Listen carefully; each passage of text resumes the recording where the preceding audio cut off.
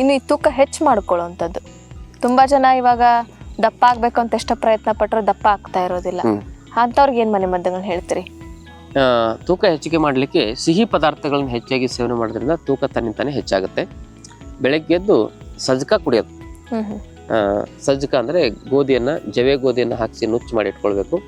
ಅದನ್ನ ಚೆನ್ನಾಗಿ ಕುದಿಸಿ ಆ ಸಜ್ಜಕದಲ್ಲಿ ಕುದ್ದ ಮೇಲೆ ಅದಕ್ಕೆ ಬೆಲ್ಲ ಹಾಕಿ ಸಜ್ಜಕ ಮಾಡ್ತಾರೆ. ಪಾಯಸ ಅಂತ ದಕ್ಷಿಣ ಕರ್ನಾಟಕದಲ್ಲಿ ಕರೀತಾರೆ, ನಮ್ಮ ಉತ್ತರ ಕರ್ನಾಟಕದಲ್ಲಿ ಸಜ್ಜಕ ಅಂತ ಕರೀತಾರೆ.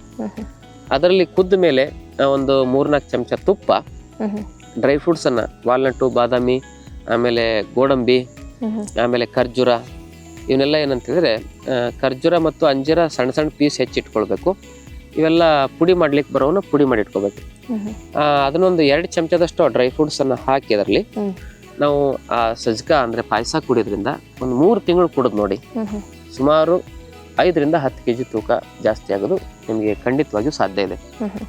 ಇದನ್ನ ಮಾಡಿದ್ರೂ ಆಗಿಲ್ಲ ಅಂದ್ರೆ ಶರೀರದಲ್ಲಿ ತುಂಬಾ ಸಮಸ್ಯೆಗಳಿರ್ತವೆ, ಏನೋ ವ್ಯತ್ಯಾಸ ಆಗಿರುತ್ತೆ. ಅದಕ್ಕೆ ವೈದ್ಯರ ಸಲಹೆ ತೆಗೆದುಕೊಳ್ಬೇಕು.